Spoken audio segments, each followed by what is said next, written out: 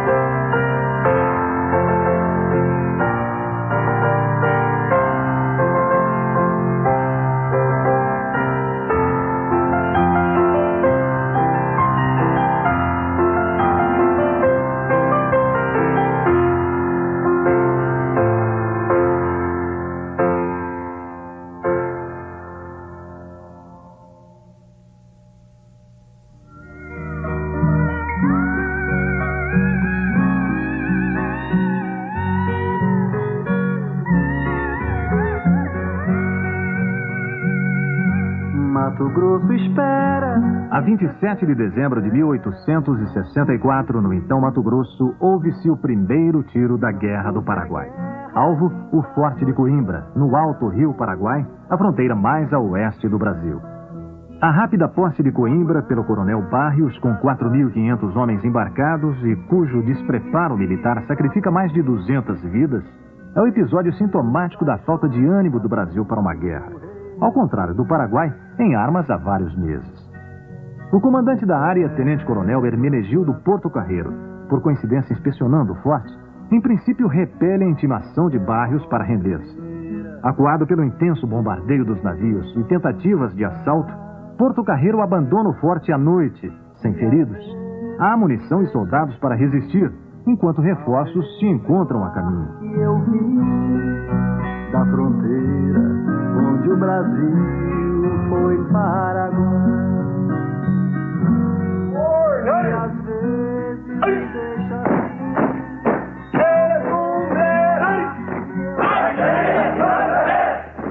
da fronteira.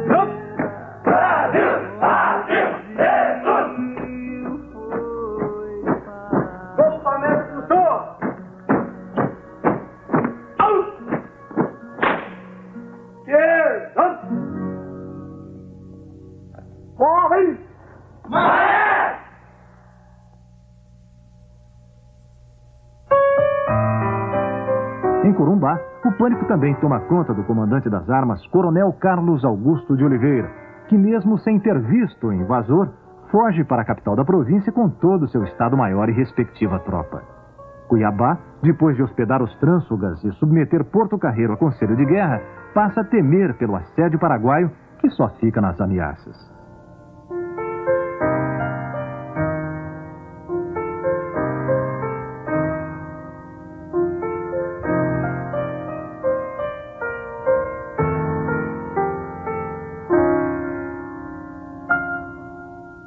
Quando chovia, assim, a chuva grande, mais que escorria, assim, ficava aquela quantidade de osso.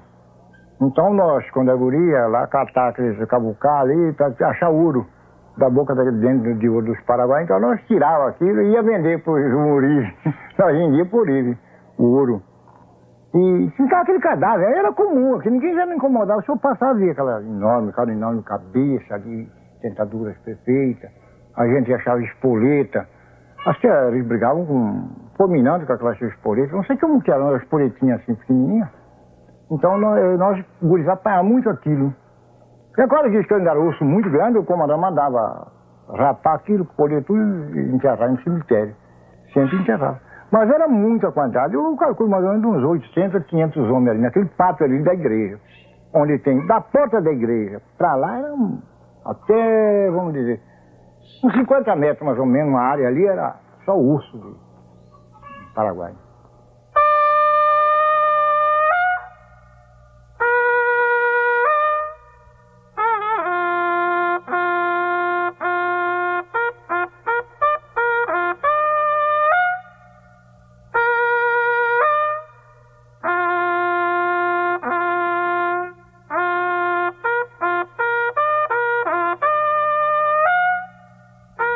Por terra, uma segunda coluna de 3.500 homens, comandada pelo coronel Resquim, atravessa o rio Apa e se apodera de todo o sul do Mato Grosso, saqueando o que vê pela frente.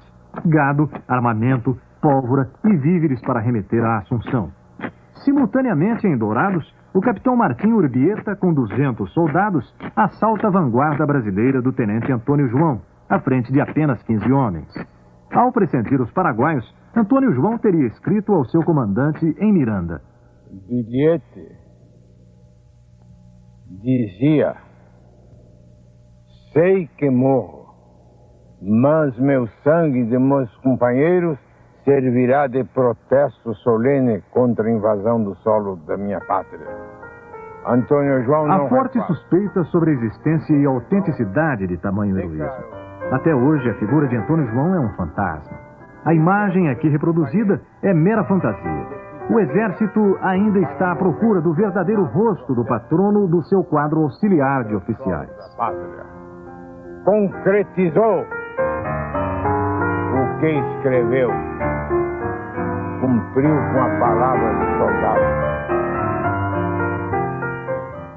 Es simplemente el deseo unilateral, digamos, de López, que se aprovecha de una serie de circunstancias, como una guerra civil en el Uruguay, para iniciar esta guerra de la Triple Alianza. El hecho de que le toma tanto a la Argentina como al Brasil casi un año estar preparados, no tener los soldados, los voluntarios, implica que ellos no solo no estaban buscando una guerra, sino que no estaban preparados para esa guerra. El Brasil tiene que comenzar a importar material, armamentos, ¿no? Comenzar a adiestrar soldados, incluso ofrecer libertad a los esclavos porque no tenía un ejército. Quando explodiu a Guerra do Paraguai, etc., a corte acreditava que no Rio Grande do Sul haveria um exército capaz e suficiente de conter a invasão paraguaia que se processou ali no Rio Grande do Sul. Por quê? Porque todos os meses mandavam uma determinada quantia em dinheiro para que os generais desses exércitos pagassem os seus soldados. O que aconteciam é que esses generais, que eram os pais da pátria, simplesmente embolsavam essas quantias. E os soldados só existiam no papel, que era justamente para que eles recebessem o dinheiro. Quando o Império, o governo central, descobre essa falcatrua, ao invés de botar esses militares na cadeia, como bons ladrões que eram, simplesmente abafa o escândalo e lhes dá mais dinheiro para que eles comprem armas, fardamento, etc., para esses escravos e voluntários, entre aspas, que chegavam do Brasil inteiro. E comprem também cavalos. O que ocorre é que esses militares, do Rio Grande do Sul especificamente, e alguns de outras regiões, já acostumados com maneira fácil de ganhar dinheiro, se transformaram nos maiores ladrões de cavalo do mundo, porque eles compravam pangarés mortos, apodrecendo, ou então faziam compras fictícias em troca de recibos de algo que não tinha valor nenhum, para ir para a Guerra do Paraguai. Novo exército paraguaio respondendo à proclamação de López. El Paraguay era una república feliz, a pesar de su sistema autoritario de gobierno. Era una república rica, tenía sus ferrocarriles, tenía sus telégrafos, tenía sus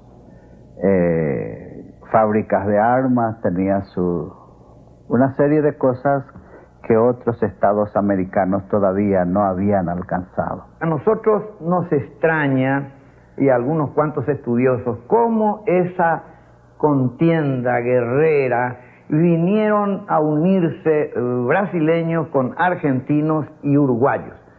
Eso más vale, de acuerdo a nuestro criterio, tendría que haber sido la Argentina, el Uruguay, Paraguai contra el Brasil. O general Bartolomeu Mitre conduz o valente exército argentino para a guerra.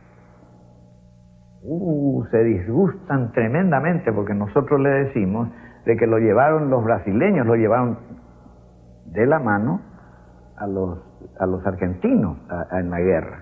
Y eso es lo que no les gusta, porque a ellos no les gusta que los brasileños lo hayan tomado así de la mano como una criatura, que lo que queremos hacerle entender de que fueron unos niños de hacerse convencidos y se fueron a la guerra, porque todo el pueblo argentino no estaba absolutamente de acuerdo con la guerra. Se le levantaban en las distintas provincias en contra de la guerra.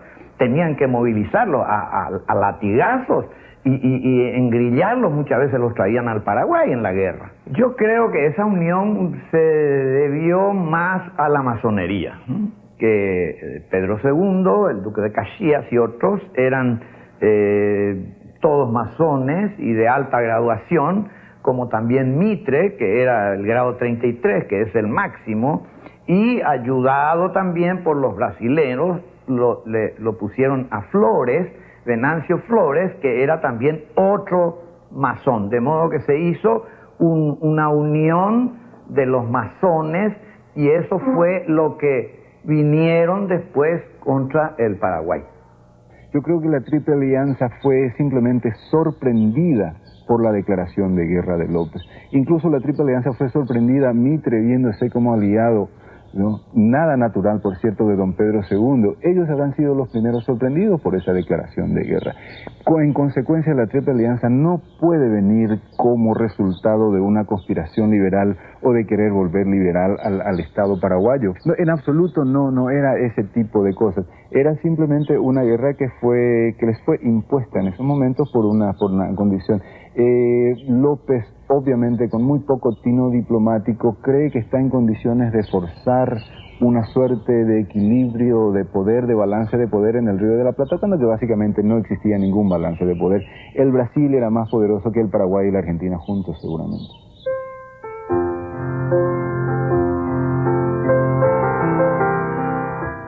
Surpreender de manhãzinha toda a frota brasileira fundeada no Riachuelo, 15 quilômetros ao sul de Corrientes, aproveitando o fato de que a tripulação costuma dormir em terra, era na fase de preparação em Humaitá plano de um grande estrategista. Mas como se repetirá no decorrer da guerra, Lopes, além de sempre ausente do fronte, é o comandante de um grupo de oficiais sem treinamento de combate e sem iniciativa, apesar da valentia e do patriotismo. A caminho do Riachuelo, o capitão Meza preocupa-se com a avaria num de seus 8 navios e atrasa o início da operação. E de repente, com seus barcos mercantes, apenas um é de guerra, 6 chatas com canhão, vê-se enfrentando 9 vapores brasileiros de grande porte. Auxiliado por eficiente artilharia de costa, Meza ainda consegue inverter a desvantagem técnica até a metade do confronto, que dura 8 horas, com os paraguaios hasteando a bandeira nacional num dos navios brasileiros.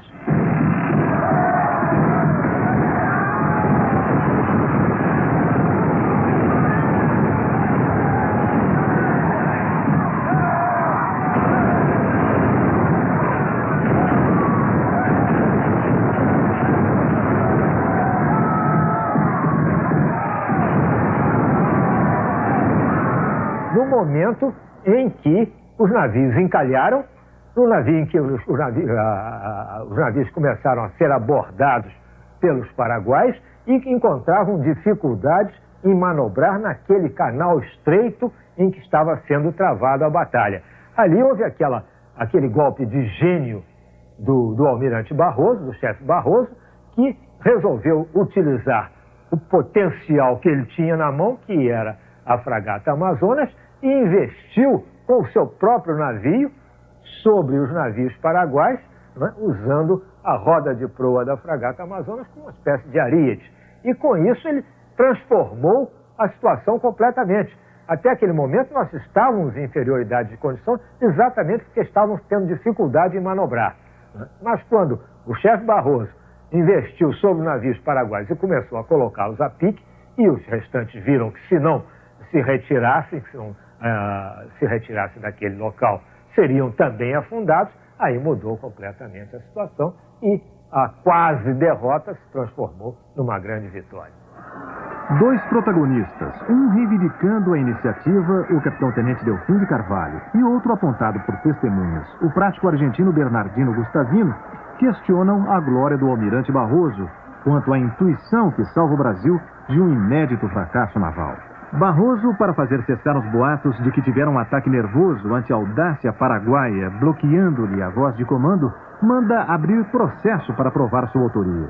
Logo depois da guerra, houve esta acusação, mas o almirante Barroso se dirigiu a todos os comandantes e aos oficiais da fragata Amazonas, fez um inquérito, né? E a resposta foi unânime, dizendo que a inspiração tinha sido dele, né? Isto está nos anais da guerra, tem lá as respostas todas. Se todos os oficiais faltaram à verdade, aí é um outro problema.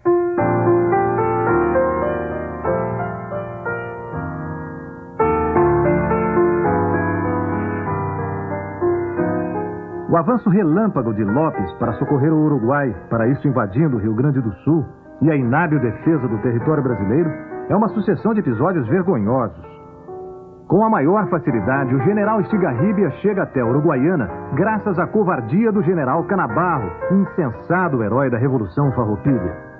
Por isso, mais tarde, Canabarro é submetido a conselho de guerra, juntamente com outros oficiais.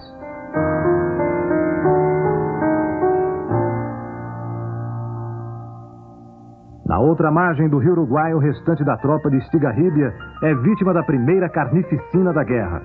O general Flores, com 9.000 uruguaios, inclusive 400 ex-escravos, mata 1.700 paraguaios e captura mais de 1.000, muitos depois friamente decapitados.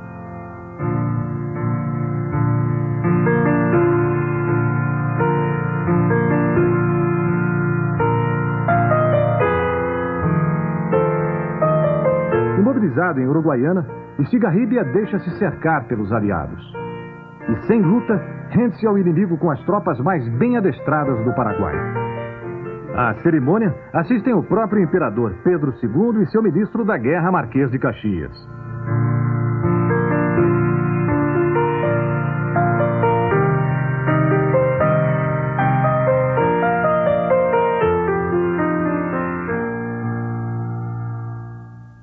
O general Robles procede como Estigarribia, permanecendo sem ação em Goia, abaixo de Corrientes, com 16.000 homens. Lopes desconfia de sua lealdade e manda fuzilá-lo como traidor.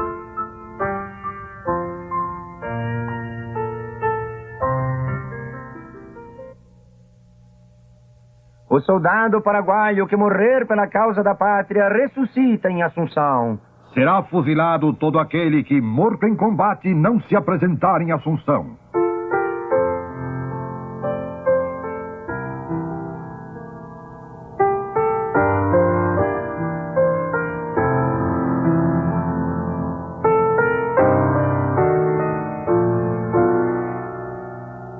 Violando todas as leis humanitárias da guerra, os aliados distribuem entre si os 1.200 prisioneiros de Yataí. Assim, o Uruguai incorpora mais de 500 paraguaios às suas fileiras, sob ameaça de degola ou castigos. Outros 300 são remetidos a Buenos Aires para trabalhos domésticos. A cota brasileira é remetida ao Rio de Janeiro, onde os paraguaios acabam negociados como escravos.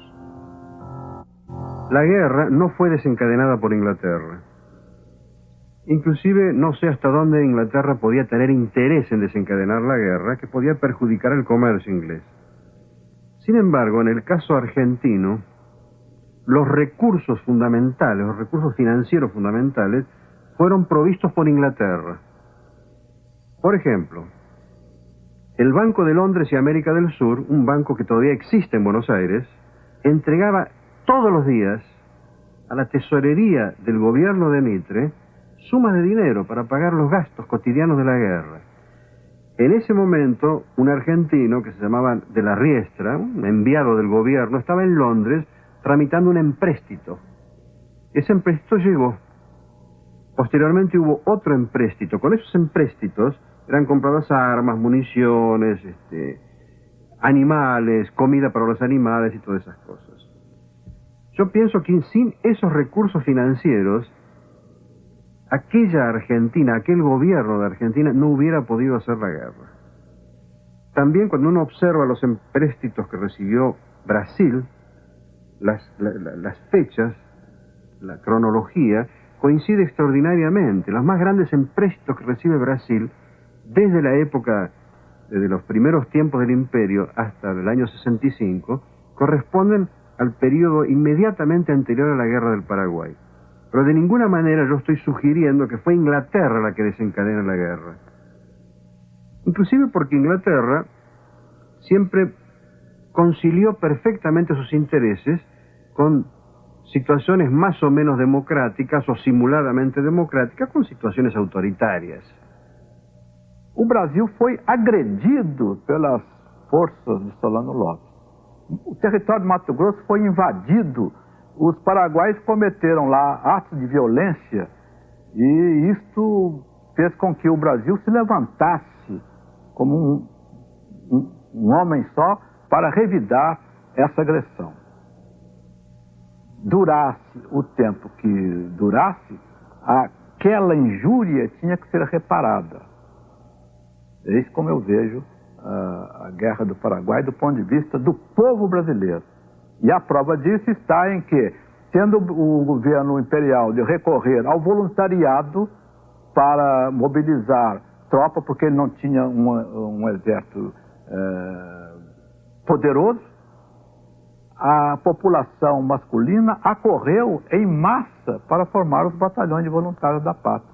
Eis aí a prova de que a Guerra do Paraguai, pelo menos na sua primeira fase, foi uma guerra popular no Brasil. O Brasil praticamente não tinha exército. Existia uma guarda nacional, que mais era uma guarda de senhores, para controlar o poder, para não permitir revoltas, etc, etc. Então, quando eclodiu a Guerra do Paraguai, o país se viu sem exército. Então, teve que formar um exército rapidamente. Então, criou-se, por lei, um corpo de voluntários da pátria. Esperava-se que os patriotas fossem morrer pela pátria no Paraguai.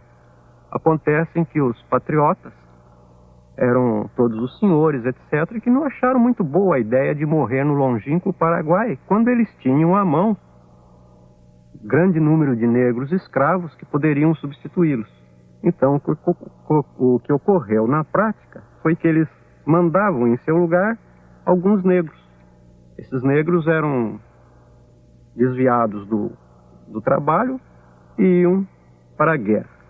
Naturalmente, um ou outro patriota sempre seguia para a guerra e houve falta de soldados com o desenrolar da guerra. Então se arregimentava, pegando à força pessoas desvalidas, vagabundos, bêbados, pessoas que não tinham meios de resistir, e assim se formou o exército brasileiro para ir para a Guerra do Paraguai. O resultado, naturalmente, foi deprimente. Voluntários da Pátria se alistam com grande entusiasmo. Recrutamento nas ruas do Rio de Janeiro. Assim se caçam os negros. Soldados loucos para morrer pelo Brasil. Embarque heróico dos Voluntários da Pátria. En una provincia del interior de Argentina que se llama Catamarca, un herrero escribe un recibo para el gobernador. Recibí tantos patacones, nuestra moneda de aquella época, por los fierros fabricados para los voluntarios de la Guerra del Paraguay. Los fierros. Tenemos cartas así de los generales diciendo: nuestros voluntarios que van atados codo con codo. No era una guerra popular, no tenía nada que ver con el sentimiento popular. De Uruguaiana, o exército da Tríplice Aliança, sulcando a planície pantanosa da província argentina, chega a Corrientes, após a evacuação dos expedicionários de Lopes, que na infausta estocada além fronteiras, sofrem 21 mil baixas e não fazem nenhum prisioneiro.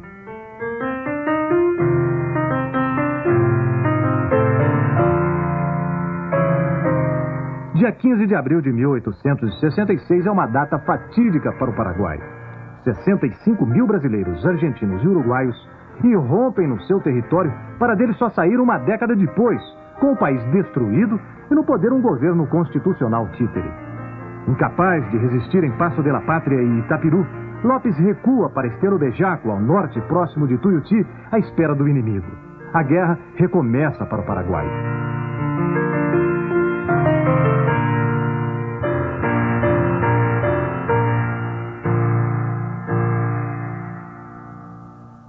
Y vamos a orientar nuestra carta para situarnos exactamente.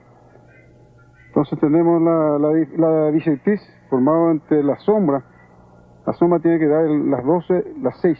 Y el horario, que son las 4, entonces, en la directriz nos está dando el norte acá. Exactamente tenemos el norte en este lugar. Entonces podemos orientar nuestra carta de acuerdo a la dirección que determinamos. Este local fue el campamento, el cuartel general del mariscal López. Una vez que las tropas pasaron el Paraná, se instalaron entonces Paso de Patria y Paso Pucú. Entonces tenemos Humaitá más allá, Curupaytí, Humaitá y nuestro frente el Paso de Patria.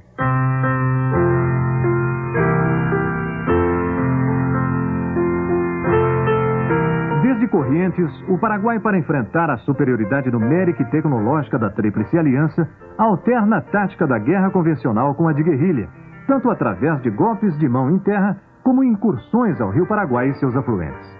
Assim se explicam, em parte, as grandes perdas humanas dos aliados, que nem sempre ocorrem nos embates decisivos. Al sur, allá podemos observar Tuyutín, a aquella altura, y vemos el estero de por medio. Acá cobra importancia esta altura por el amplio dominio que tiene sobre toda la zona. Es muy importante, aquí se libró la batalla de Estero Bellaco y Tuyutí. La primera fue un reconocimiento ofensivo que se hizo a las fuerzas aliadas. Posteriormente vino la batalla de Tuyutí. El mariscal buscó la batalla decisiva a fin de llegar a una decisión, y se libró el 24 de mayo de 1866. Y desde este lugar, el mariscal López condujo su ejército.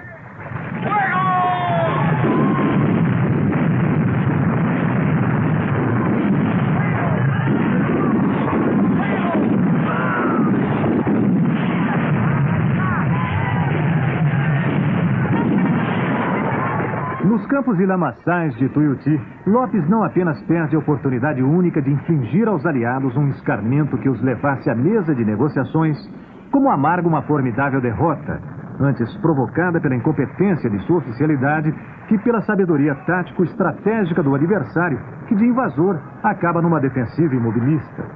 Lopes imagina a manobra envolvente por dois flancos, rápida e inesperada, para colocar-se à retaguarda aliada. Mas sua execução é um fiasco. Praticamente numa proporção de 2-1, durante 4 horas, com 250 canhões cobrindo 5 quilômetros de ferro, chumbo e fumaça, a Tríplice Aliança alquebra física e moralmente o exército de Lopes.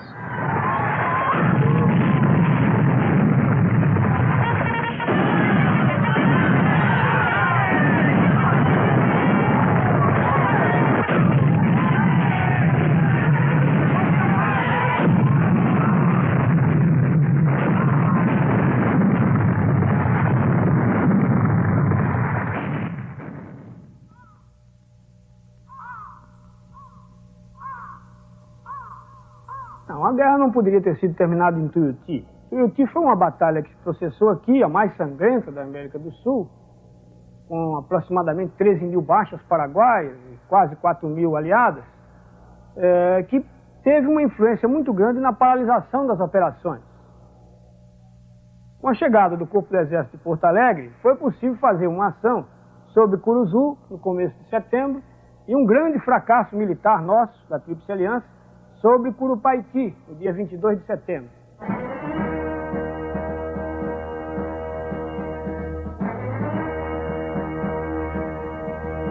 10 dias antes da Batalha de Curupaiti, Lopes pede entrevista com Mitre na van tentativa de uma conciliação. Em 5 horas de conversa, sem testemunhas, o encontro de Itaiticorã não resulta em mais que uma troca de amabilidades, presentes e abraços. Mitre diz não poder se afastar dos termos do Tratado da Tríplice Aliança, que por sua vez são inaceitáveis para Lopes. Portanto, uma paz imediata é impraticável e as hostilidades devem continuar com vigor ainda maior.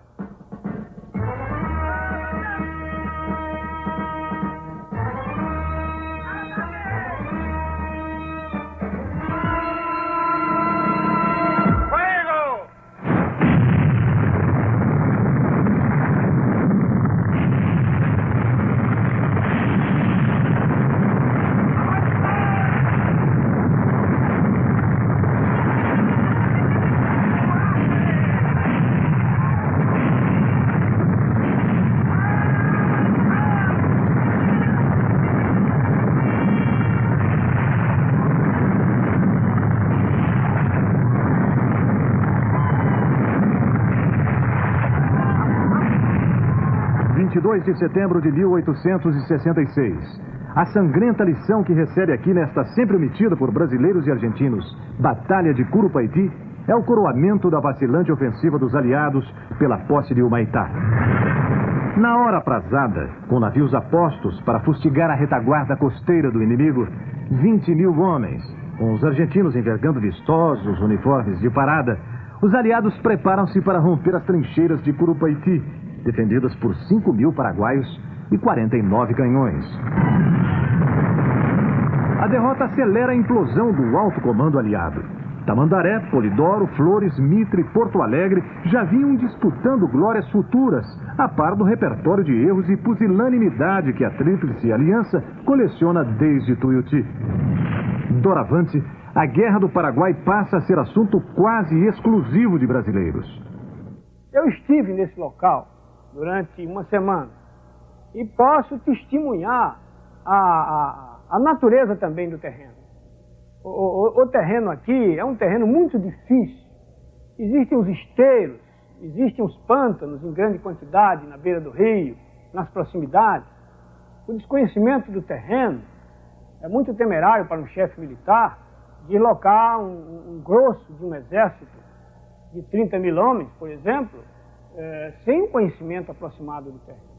Daí o Caxias, no período de estabilização, ter empregado os balões para observação, dos quais ele poderia ter uma ideia mais precisa do terreno. Os reconhecimentos de cavalaria, os reconhecimentos navais, não seria fácil uma ação de imediato após Tuiuti. Paraguaios fazem cara feia para os aliados.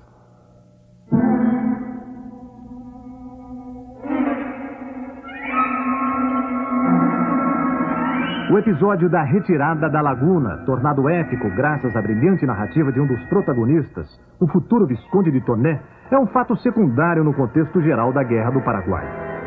Em meados de 1867, o coronel Carlos de Moraes Cabizão, um dos fugitivos da invasão de Corumbá, à frente de 1.700 homens, inclusive índios, Guaicuru e Terena, mulheres e mascates, inicia ousada marcha sobre o Paraguai até Vila Concepción, com vistas a abrir uma frente norte. Cabizão procura apagar a lembrança e a imagem de covarde que lhe maculam a consciência e a carreira. Então logo a coluna toma Bela Vista, rompendo o rio Apa, já nas proximidades da fazenda Laguna, tropas paraguaias obrigam Cabizão a retroceder até o rio Aquidauana, perdendo quase 1/3 de soldados e civis.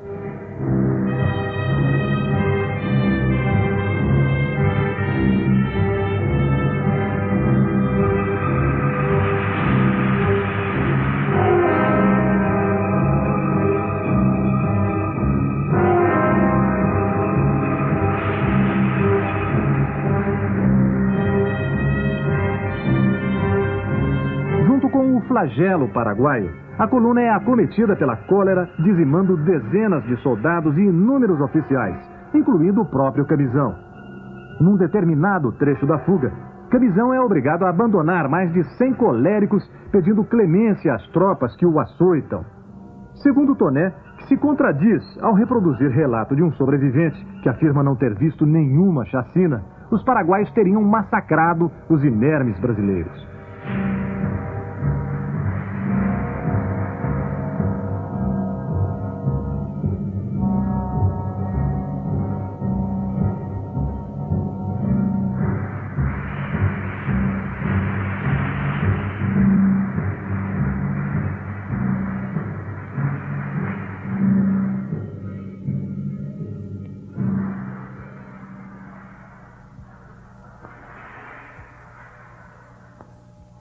Caxias pretende afiar todas as espadas do exército brasileiro antes de atacar o Humaitá. Enquanto o exército aliado não se decide, Solano Lopes se diverte tirando fotografias. Um ano e meio depois, novembro de 67, os aliados literalmente confinados em Tuiuti, Lopes volta ao mesmo teatro de operações para tentar constranger Caxias a retroceder até o Rio Paraná.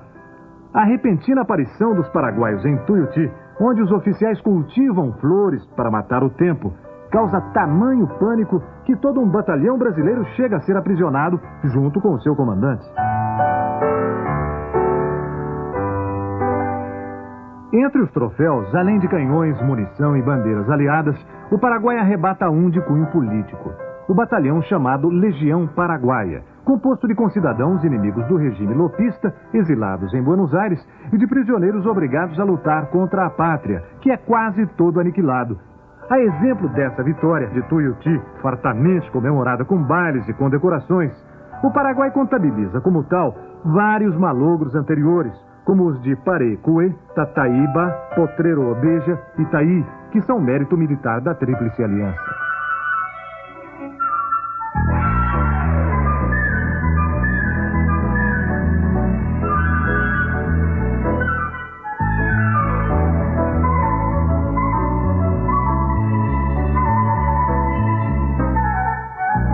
Com a queda de Humaitá, fruto de manobra sempre creditada a Caxias, que a executou, mas que na verdade fora concebida por Mitre 2 anos antes, de novo a guerra está aparentemente perdida para Lopes. Em 28 meses de lutas no triângulo formado pelos rios Paraná, Paraguai e a fortaleza de Humaitá, morrem mais de 70 mil combatentes entre aliados e paraguaios, além de milhares de coléricos, feridos, mutilados e desertores de ambos os lados. Estamos ubicados exactamente en Humaitá. Podemos observar las ruinas del templo Humaitá, que soportó 18 meses el bombardeo de la escuadra aliada. 233 bocas de cañones cayeron sobre las fortificaciones de Humaitá. Aguas abajo está la batería Londres, que controlaba el canal del río Paraguay. Delante, aguas abajo de batería Londres, estaban extendidas las cadenas que cerraban el paso de la escuadra. Humaitá está situado a retaguardia de Curupaytí. Agua arriba tenemos a Villa del Pilar.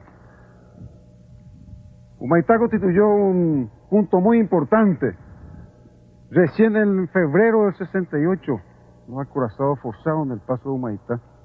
Y es probablemente debido a una creciente, según las memorias, dicen en aquella época había creciente y permitieron el paso entonces de las escuadras. Las escuadras pasaron y fueron hasta Asunción, fundaron cerca de Asunción, de donde iniciaron el bombardeo de la capital. El mariscal el 10 de noviembre de 1967 había repasado el río Paraná, había venido de Paso Pucú, llegado a Humaitá y pasado a la región occidental, donde se desplazó entonces hasta el Tevicuarí. Eso fue en noviembre y el paso de la escuadra recién fue en febrero del 68. O sea, 3 meses después la esquadra forçou o passo. Não, infelizmente os paraguaios, infelizmente nessa época para nós, empreenderam uma operação que pode ser considerada como uma operação muito bem sucedida, que foi a retirada do Grosso de Lopes, por ele pessoalmente comandado, na direção geral do norte, deixando em Humaitá uma pequena guarnição inexpressiva, e pouco depois se rendeu. Esse retraimento de mais de 12 mil homens do exército de Lopes, pelo Chaco, atual Chaco argentino, salvou o exército paraguaio da derrota total.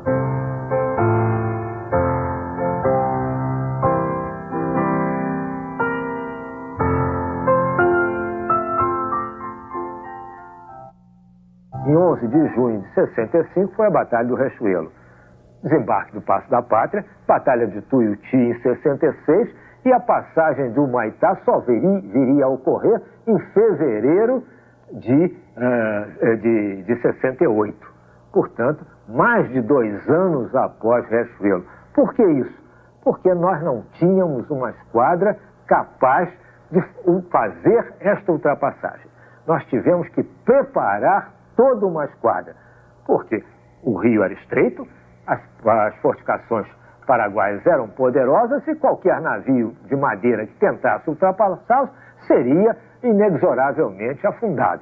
Então, o que nós fizemos? Nós construímos no Brasil um bom número de navios, artilhamos esses navios, encoraçamos esses navios e adquirimos no exterior também um bom número de navios, inclusive aqueles navios encomendados pelo governo do Paraguai.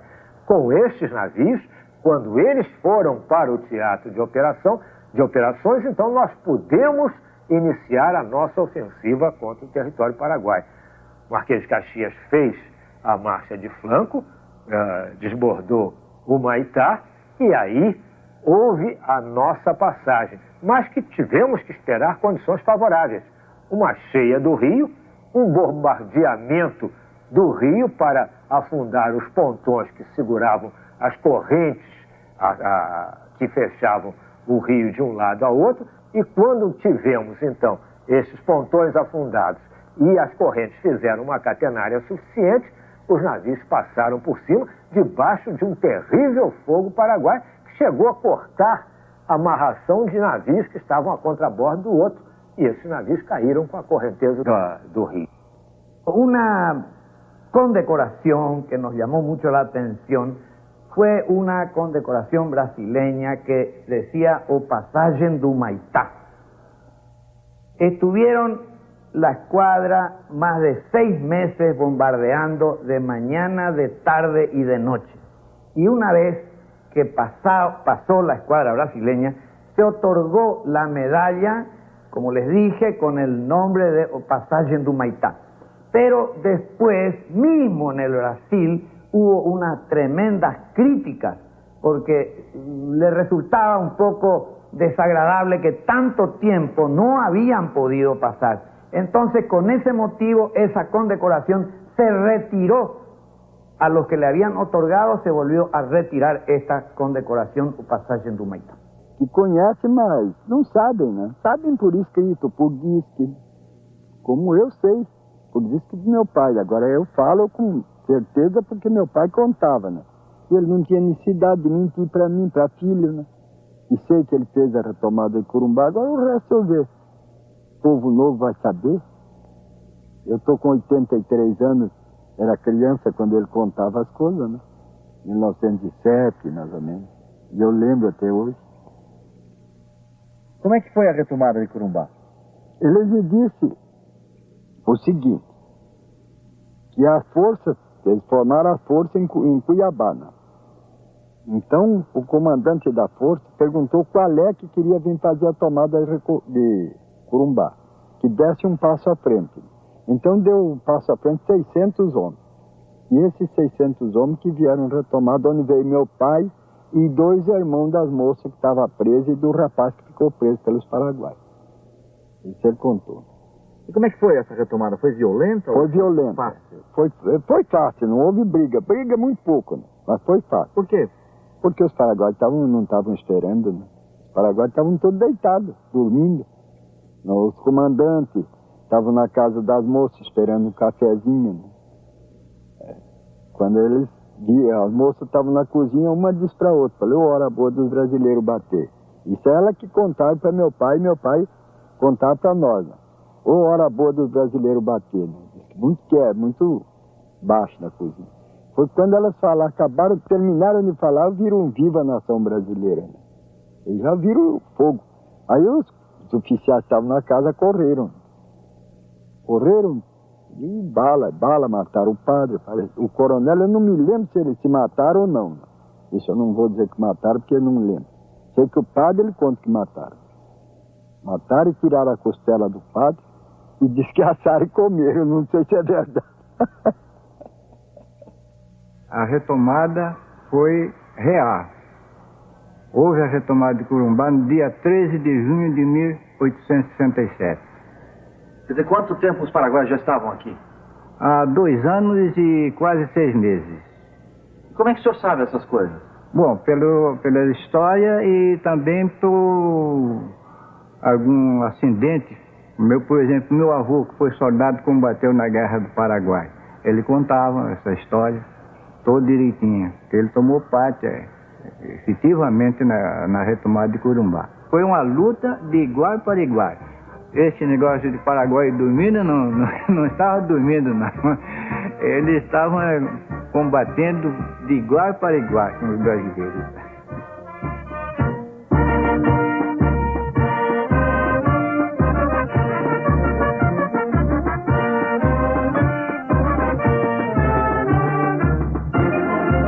A ocupação do Mato Grosso, com os paraguaios usufruindo livremente de Corumbá por 2 anos e meio, inicialmente parecia ter apenas efeito psicológico. No decorrer do conflito, no entanto, revela-se seu valor estratégico: proteger a retaguarda do país e a possibilidade de Lopes em comunicar-se com o Pacífico através da Bolívia.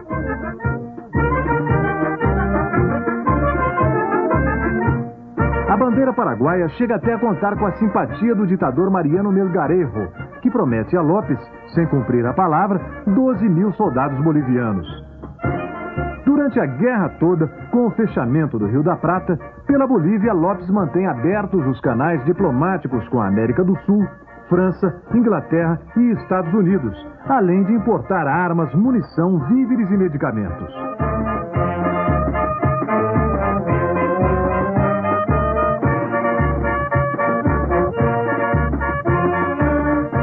Aqui nessa praça havia uns canhões instalados, a atual Praça da República. E instalados os canhões aqui por ter bom campo de tiro para o Rio Paraguai, no caso de aproximação de embarcações.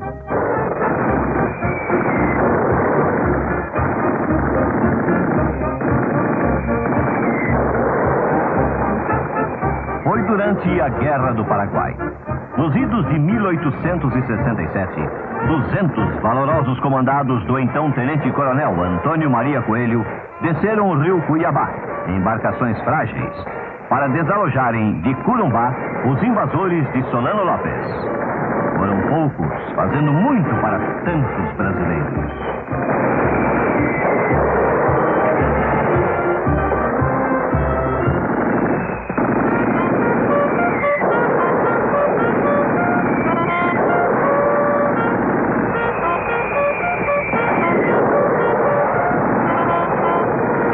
Exatamente como a história militar conservou, é reproduzido com um desempenho natural, próximo ao verídico, num espetáculo emocionante.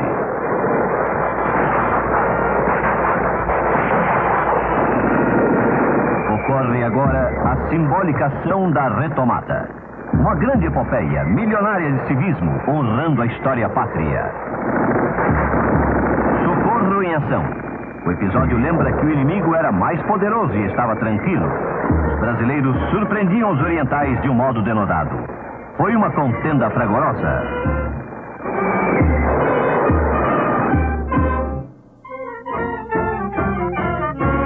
Yo veo el surgimiento de esa idea, de esa presentación de López como la encarnación del Estado Nacional, del deseo de liberación latinoamericana. Veo que eso va surgiendo en la década del 30 con la importación que hacemos de las ideas totalitarias de la Europa contemporánea, ¿no? Es la misma época de Getúlio Vargas, es la época de Perón, que está buscando ver en Rosas a una figura nacionalista. Rosas no fue nacionalista en ningún sentido de la palabra.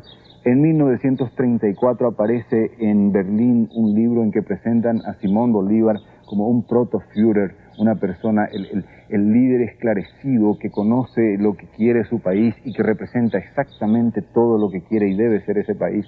Es simplemente, esta era la época en que la democracia, en que los valores liberales, en que el disenso estaba siendo echado por la borda. Y es en ese mismo momento en que la gente comienza a recuperar la imagen política de líder, de gran sabedor de López. Con las categorías de nuestros días, Solano López era un dictador. Al mismo tiempo, era un personaje cuya popularidad, cuya capacidad de arrastrar al pueblo paraguayo fue una cosa realmente homérica, fantástica, ¿no? Quiere decir que si él no fue escogido en elecciones libres, sin embargo, él fue escogido por el pueblo paraguayo como su líder, sin duda. Por otro lado, liberalismo, como muchas palabras, sirve para enmascarar realidades que no coinciden con la manera. Si yo me pongo un cartel que soy bonito, nadie me va a creer, aunque tal vez acaben por creerme si yo insisto en llevar ese cartel. Vean qué lindo que soy, ¿no? El liberalismo también, es decir, la guerra se hace sobre todo en la Argentina en nombre del liberalismo. Ahora, ahí se ocultan fenómenos que hacen a la organización de un Estado nacional en la Argentina. Los organizadores de ese Estado consideraban de que los enemigos internos tenían en Paraguay el gran aliado externo. Y tal vez tenían razón.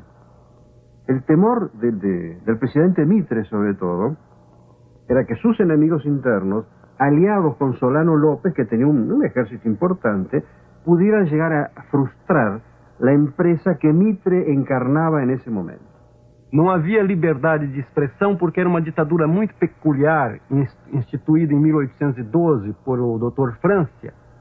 Mas, em compensação, em nenhum outro lugar havia também liberdade de expressão e havia, como no caso do Brasil, um forte escravismo.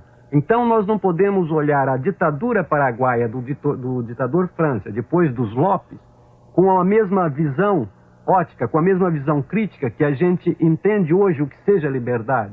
Então, mesmo não havendo uma liberdade no Paraguai de manifestar-se algumas ideias, havia uma liberdade para ser um cidadão livre, no sentido de que todo homem tinha uma sobrevivência digna. Ele podia comer, ele não passava fome, ele não era escravizado e ele tinha liberdade de trabalhar. En primer lugar, tenemos que relativizar la libertad de expresión en Brasil y en Argentina. La libertad de expresión estaba limitada a minorías muy minoritarias, para decirlo así. En Paraguay, de hecho, la libertad de expresión no existe, pero tampoco es planteada como problema por el pueblo paraguayo. Un pueblo de pequeños agricultores cuyo problema fundamental era la subsistencia cotidiana. Si no era un problema de expresarse políticamente, que además políticamente se expresaban a través de una adhesión incondicional por Solano López. Como antes había sido una adhesión incondicional por el padre de Solano López, porque era una dinastía, y antes de eso es el famoso Francia, que se había declarado a sí mismo dictador perpetuo del Paraguay, sin hipocresías. Es decir, no había libertad de expresión. Pero eso tiene que ser referido a la forma como estaba constituida la sociedad. Lo que nosotros llamaríamos una aristocracia, una burguesía, eso no existe en Paraguay. Existe un pequeño grupo dirigente integrado por la familia López, hermanos, cuñados, parientes, y después viene el pueblo, una masa de pequeños campesinos. Tiene que ver necesariamente con la emergencia en la Iberoamérica de una serie de dictadores de corte totalitario en el siglo presente, ya sea de izquierda o de derecha. Esto puede ser bien Fidel Castro o Juan Domingo Perón o Getúlio Vargas, una serie de gente que en el presente quiere estar representando lo que presumiblemente fue López para su pueblo en aquella época, el gran déspota esclarecido, la persona que sabía exactamente lo que quería el país y hacia dónde estaba yendo. Y entonces ese tipo de déspota hoy en día tiene sus enemigos en la Inglaterra, en los Estados Unidos, en los países liberales, capitalistas, donde existe algún tipo de libertad de pensamiento y donde existe el disenso. Y por lo tanto, para justificar algunas acciones del presente, ellos se basan en estas figuras históricas y tratan de encontrar en ellas valores que son propias de este siglo. Yo creo que lo ven a Bolívar de la misma manera, ¿no? Y están buscando siempre el héroe tradicional hispanoamericano para poder justificar ese tipo de cosas. Repito, por razones totalmente políticas de esta época, de políticas de un cierto populismo, de que el pueblo siempre va a estar feliz siendo dirigido de la mano, de manera paternalista, por aquel gran hombre, llámese Perón, Castro o Getúlio Vargas, que conoce exactamente dónde debe y quiere ir ese pueblo.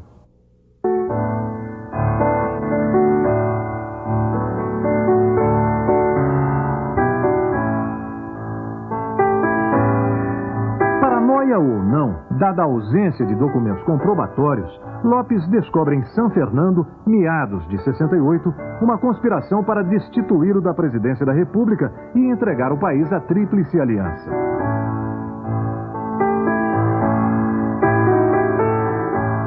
A revolução é articulada pelo ministro norte-americano em Assunção, Charles Washburn, com a conivência de Caxias e o Ouro do Brasil, e a ativa participação dos irmãos e irmãs de Lopes, e até da própria mãe, Dona Juana Carrijo, que ele manda prender e chicotear. Madame Lynch, concubina de Lopes, mulher velha e insinuante, que ele arrebatara nos salões parisienses, detém poderes de sustar ou enviar algum desafeto ao castigo ou à execução. São justiçados entre mais de 1000 supostos inconfidentes, seus irmãos, cunhados, ministros e generais, e até o bispo Palácios, este fuzilado por ordem direta de um subalterno hierárquico, o padre Maís, que é quem preside os julgamentos. Hay una conspiración porque hay un cansancio de guerra. La guerra estaba perdida y no tenía mucho sentido continuarla. Allá ya hay una cuestión personal de Solano López. Solano López estaba dispuesto a ir hasta el final, y fue hasta el final. No solamente hasta el final de su propia vida, sino casi hasta el final de su propio pueblo. Y tenemos que la madre de Solano López, el hermano y generales, se daban cuenta de que no estaba perdido eso, había que rendirse y terminar. Porque lo otro era la hecatombe, y se llegó casi a la hecatombe, un holocausto eso. Salvando las diferencias.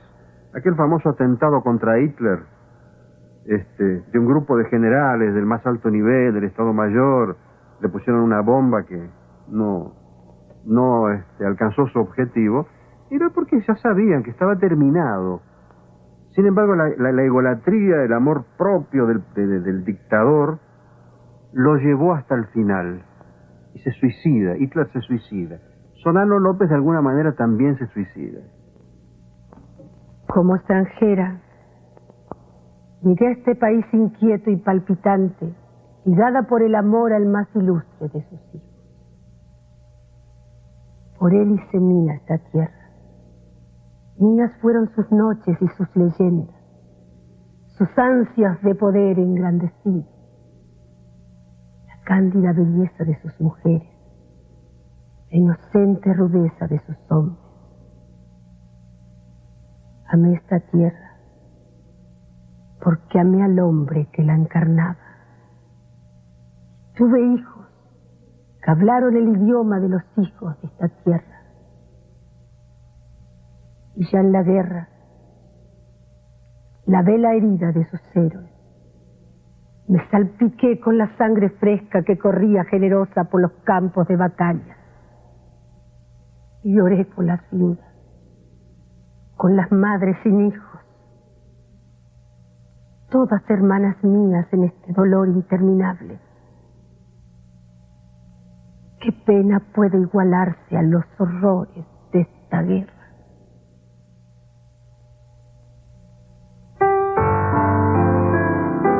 No decorrer do mês de dezembro de 1868, 19.000 brasileiros e 6.000 argentinos e uruguaios protagonizam uma mortandade exemplar em Itororó, Havaí e Lomas Valentinas, aniquilando todo o exército paraguaio. A sequência de vitórias custa uma sangria de mais da metade do efetivo aliado, inclusive com Osório fora de combate atirado no maxilar. Na véspera do Natal, a Tríplice Aliança exorta o ditador a depor armas. Como resposta, Solano Lopes empreende uma espetacular fuga à vista de todo o comando aliado. Estrategicamente, o que significou essa dezembrada para a Guerra do Paraguai? Bom, representou a destruição do exército paraguaio, que era uma tarefa, que era um objetivo implícito à própria guerra, pelas próprias leis da guerra.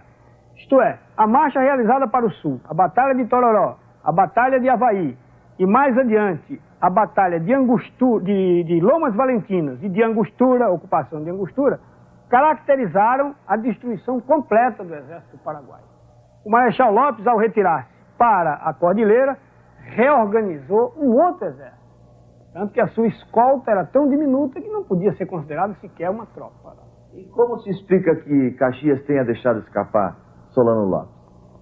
Bom, esse é um ponto em que a história realmente oferece as suas áreas obscuras. Eu não acredito que a versão paraguaia de que o Duque de Caxias fosse maçom tivesse ajudado a fuga de Lopes, auxiliado a fuga de Lopes. O Duque de Caxias era um homem íntegro, era um homem muito refinado na sua conduta pessoal e ética. E eu não acredito de forma alguma que ele deixasse escapar um chefe inimigo numa batalha franca e típica de uma guerra. E militarmente, como se explica que ele apenas com 60, 80 homens tenha escapado do exército de mais de 20 mil homens? A permeabilidade do terreno da época e até o nosso desconhecimento relativo dele, durante a Batalha de Lomas Valentinas, propiciou isso.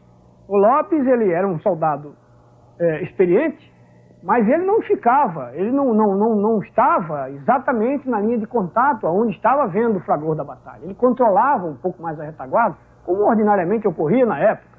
Então ele teve condições, conhecedor profundo do terreno, de fluir sobre o terreno uma pequena escolta, sem possibilidade de que se fosse interrompida a sua fuga nesse momento. Essa é a versão brasileira e aceita pelos militares, historiadores, sobre esse acontecimento tão controvertido da história. Militarmente es imposible que un ejército numeroso y victorioso deje escapar a un grupo de 80 hombres, salvo que en la euforia de la victoria no se hayan cubierto en la totalidad de los terrenos por los cuales podría escapar esta masa humana. Alguien dice que era por su hermandad masónica, cosa que tampoco está comprobado. Bueno, aquí la masonería en el Paraguay quiso encontrar algún documento, pero puedo asegurarle que no encontraron ningún documento que prueben que López sea masón. Por más que algunos aseguran, yo no creo de que haya sido masón porque era una familia eminentemente católica. Don Carlos Antonio López tenía 3 hermanos sacerdotes y eran muy católicos y siempre la religión católica fue en contra a la masonería.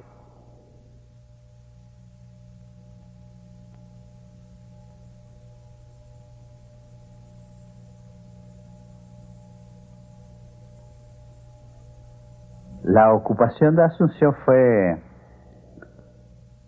un acto de violencia por el ejército vencedor. Asunción prácticamente estuvo desocupada porque las residentas, los hombres residenciados, las mujeres residenciadas, entonces las mujeres que llegaban a Asunción fueron objeto del ludibrio de las tropas de ocupación. El ejército argentino ocupó la villa occidental, actual Villa Ayes, y el ejército imperial quedó en Asunción. A 1º de janeiro de 69, Caxias ordena a tomada de Assunção. Durante 5 dias, com todo efetivo brasileiro e pequeno contingente uruguaio, Assunção é submetida a escandaloso saque, que não perdoa seus poucos habitantes, nem as legações estrangeiras, igrejas e cemitérios. Oficiais e soldados carregam navios militares e particulares com erva mate, tabaco, com pianos, roupas, móveis, cortinas, portas e janelas entalhadas, com porcelanas e cristais, além de joias e ourivesaria em geral. Ironicamente, no cemitério de La Recoleta, de todos os túmulos violados e ataúdes abertos, os saqueadores respeitam a tumba do general Dias, o comandante de Curupaiti.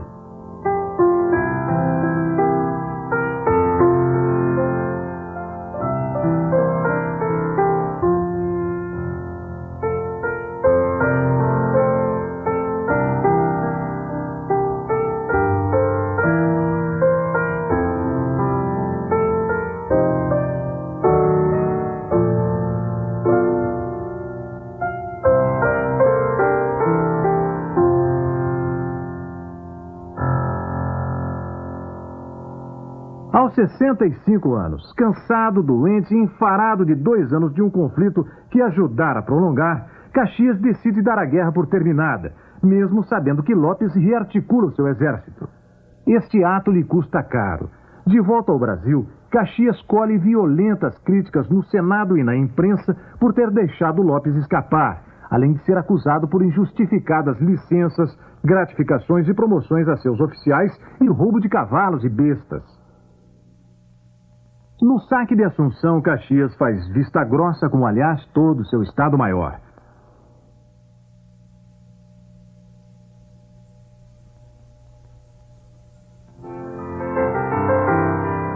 Para substituir Caxias, o imperador Pedro II nomeia seu genro de 27 anos, marido da princesa Isabel, Conde D, para dar caça a Lopes até a morte.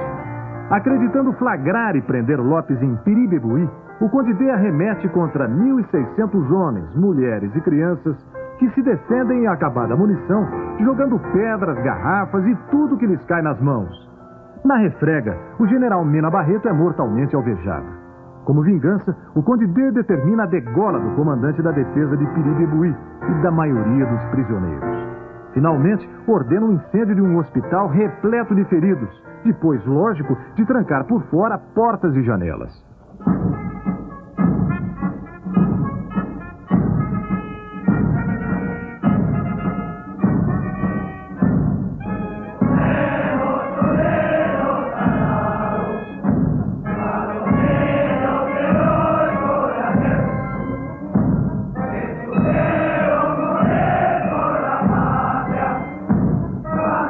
Na planície de Campo Grande, ou Acostanhú para os paraguaios, desenrola-se o mais horrível combate de todo o conflito. Ali, o general Cabageiro, que cobre a retaguarda do maltrapilho séquito de Lopes, é inteiramente envolvido pelas forças aliadas que levam 8 horas para quebrar a resistência de 3.000 paraguaios, centenas de garotos com menos de 14 anos. Na mitologia desse embate, existe a versão de que as crianças ostentam barba e bigode postiços, feitos de espiga de milho, para parecerem veteranos quando observados de binóculo. Morrem 2.000 paraguaios e apenas 46 oficiais e soldados do Conde D, que, terminado o combate, manda tocar fogo na macega que cobre os campos de Acostanhú. As mães que vêm acudir os filhos feridos ou enterrar seus mortos acabam presas no gigantesco incêndio.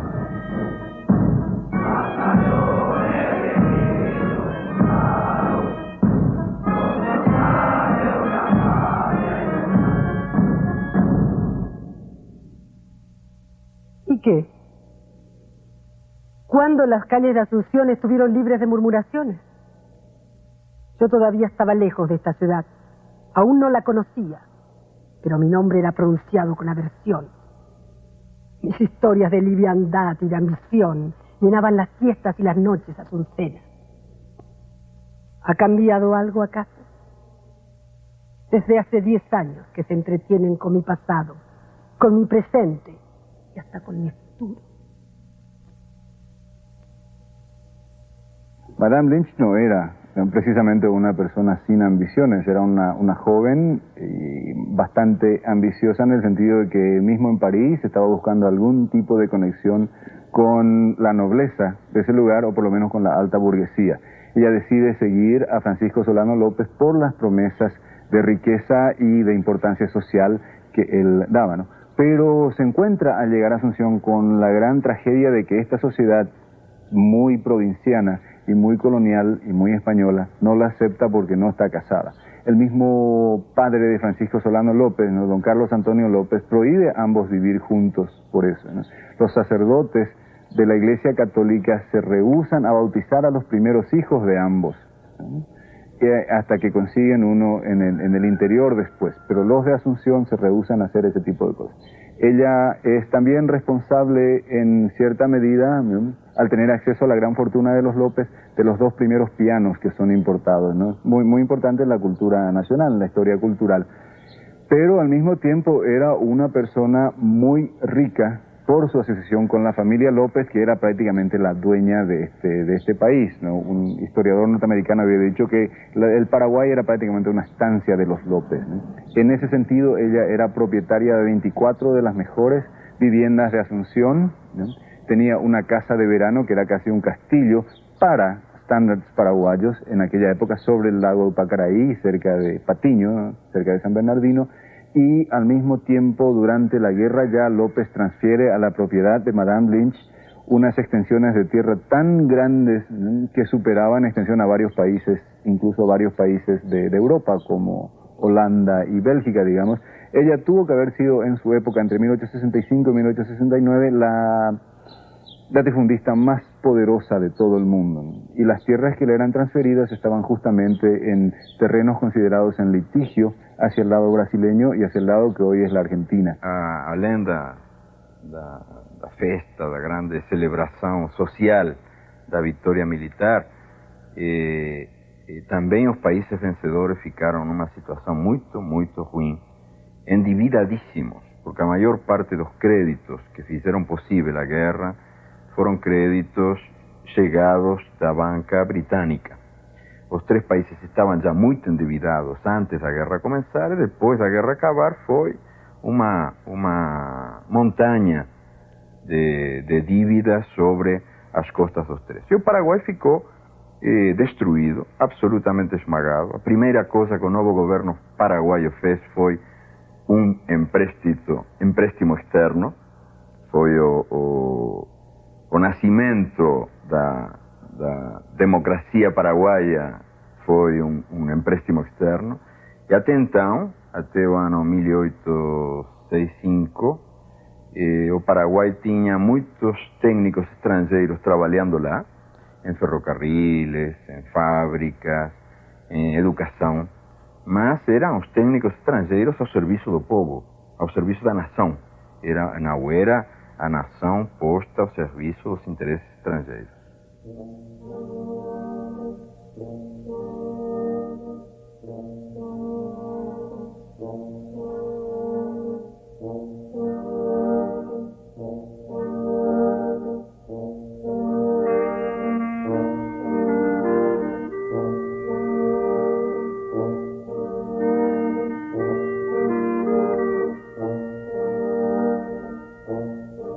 Estamos en la costa de la Quiabanigüí.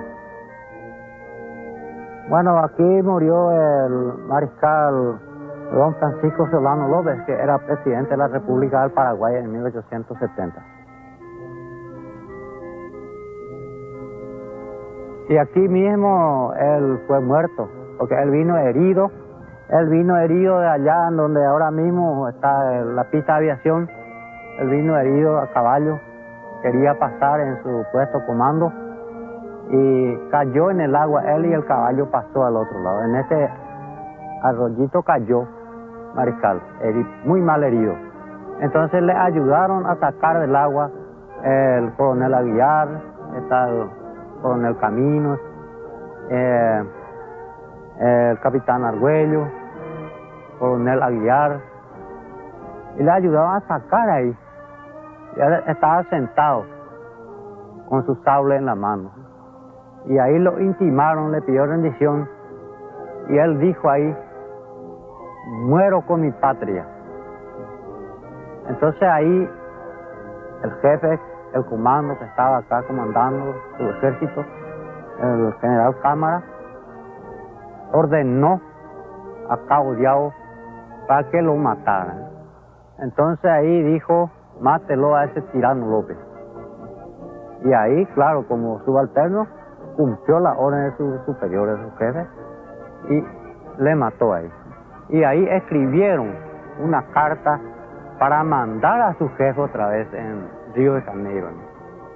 Y ahí dice, hoy, 1 de marzo de 1870, fue muerto el tirano López a balazo y a cuchillazo. Ellos procuraban llevar algún recuerdo, como cortar su oreja, romper un diente, cortar su cabello.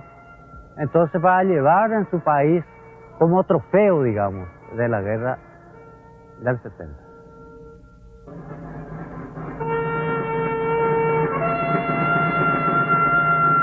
Ao ver o cadáver de Solano Lopes, o major Floriano Peixoto, depois conhecido como Marechal de Ferro, não resiste e exclama: como este, o Brasil precisa de alguns. Madame Lynch, que vela os corpos do ditador e de seu filho, Coronel Pantito, de apenas 15 anos, vira-se para ele e diz: então, Major, era essa a civilização que os senhores iam trazer ao Paraguai?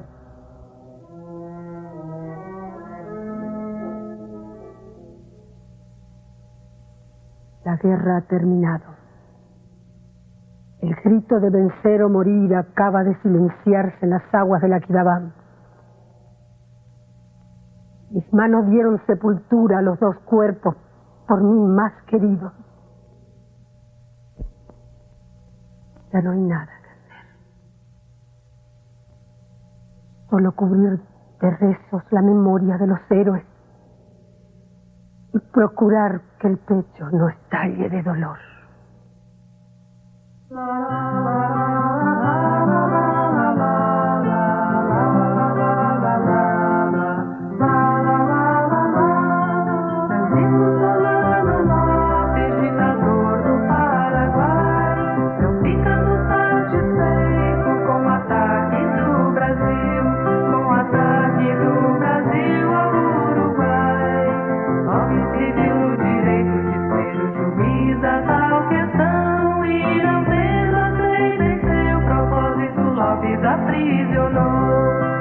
Lopes aprisionou, navio Marquês de Olinda, Lopes aprisionou.